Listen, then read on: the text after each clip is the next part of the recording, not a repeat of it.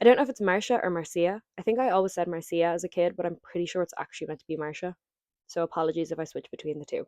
My name is Amy, or the occasional academic, and I am here because I love to talk about books. And for my first little video on this channel, I want to introduce you to the best magical book you've probably never heard of. The Septimus Heap series by Angie Sage is a book that follows a young magical boy in an incredibly magical world and a lot of political intrigue that is going on behind the scenes. The first book opens on the birth of a seventh son of a seventh son. The first character that we are introduced to is named Silas Heap, but not extremely successful wizard, hurrying home on the night of the birth of his what is expected to be his seventh son. In this world, as in many others, the seventh son of a seventh son is an eminently magical being, somewhat predestined for greatness. As he's running home, he bumps into Marcia Overstrand and is a fun character. All we need to know now is that her and Silas know each other, they train together as wizards, and though he may have had more natural talent, she was far more hardworking, and we find out immediately she has just been made the extraordinary wizard. That is capital E, capital O, capital W. A mewling baby. As he arrives home, a midwife is running out the door with a bundle in her hands, and his wife is grief stricken as he is told that his seventh son was stillborn. Take in this young baby girl with her violet eyes, and they choose to raise her as their own. It becomes fairly immediately apparent that there is more afoot, as they learn that on this day, the former extraordinary wizard and the queen were both murdered, and the baby princess is nowhere to be found. And the story then jumps forward 9.5 years, where all members of the Heap family, except for their youngest daughter, have piercing green wizardly eyes. In the preceding 9.5 years, the political climate of this world has changed somewhat. Though wizardry is still respected to a degree for the likes of Marcia, it is becoming less and less acceptable for the lower classes. Certain books are being taken and being burned, and Silas is having to work harder and harder to make ends meet. The story really kicks off when the lost princess, on her 10th birthday, I believe, on the morning of Jenna's 7th birthday, an assassin comes to the door of the Supreme Custodian, the man who is responsible for banning magic and for taking over in the absence of the true queen. "The queenling, my lord.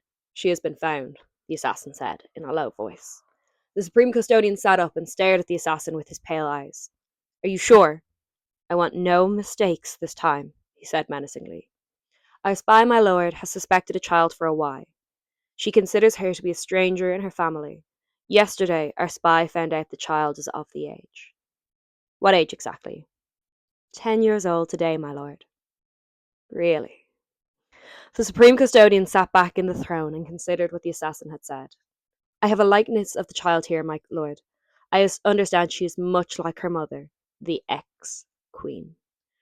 So, as you can see, though these books are considerably chunky, the writing is eminently readable. The font is quite large, the margins on the page are considerable.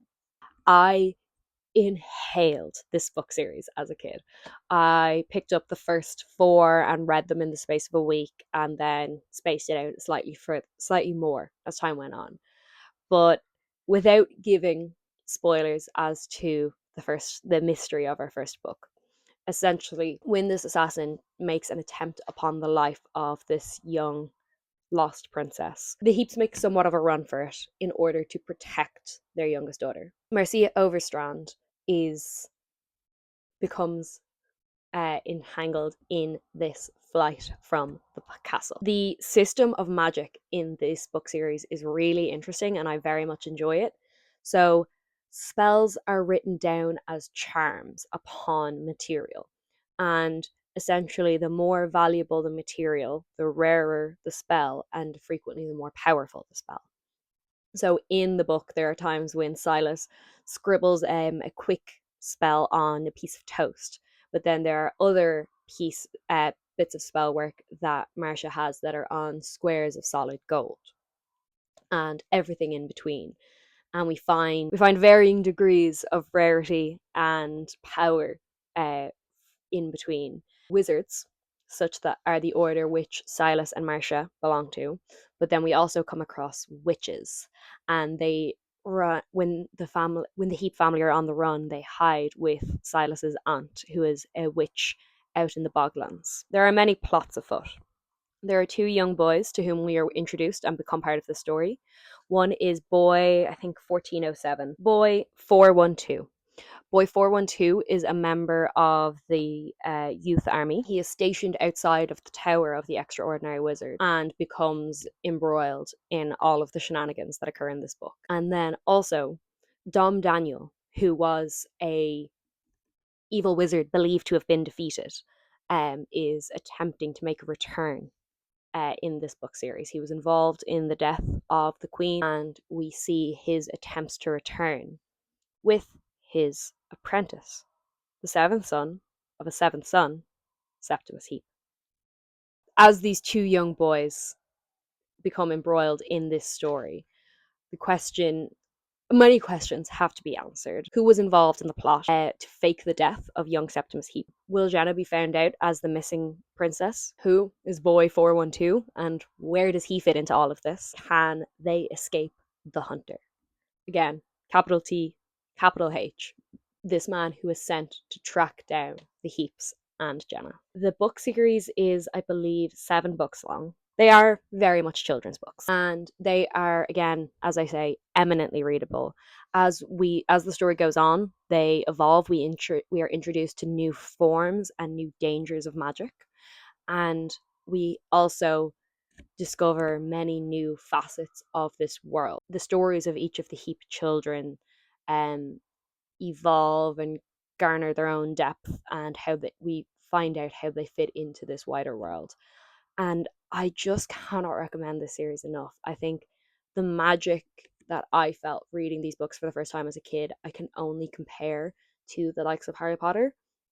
And obviously, we do not like Harry Potter. We do not financially support Harry Potter. We do not promote Harry Potter. I will not be discussing that any further on this channel. If you are looking for a bit of fantasy magic, something that is easily readable, that is likely to get you out of a reading slump, I cannot recommend the Septimus Heap books highly enough.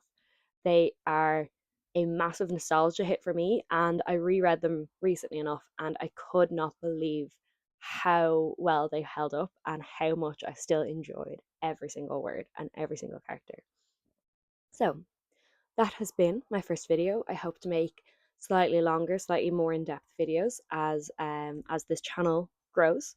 But I am under a smidge of time pressure today, and I've really wanted to I really wanted to get the first video filmed and out, because I'm already slightly behind schedule from having been sick. So that is me. Once again, my name is Amy, the Occasional Academic. Please consider liking, commenting, subscribing, all of the good things. Mind yourselves. Sorry, Charlie 10.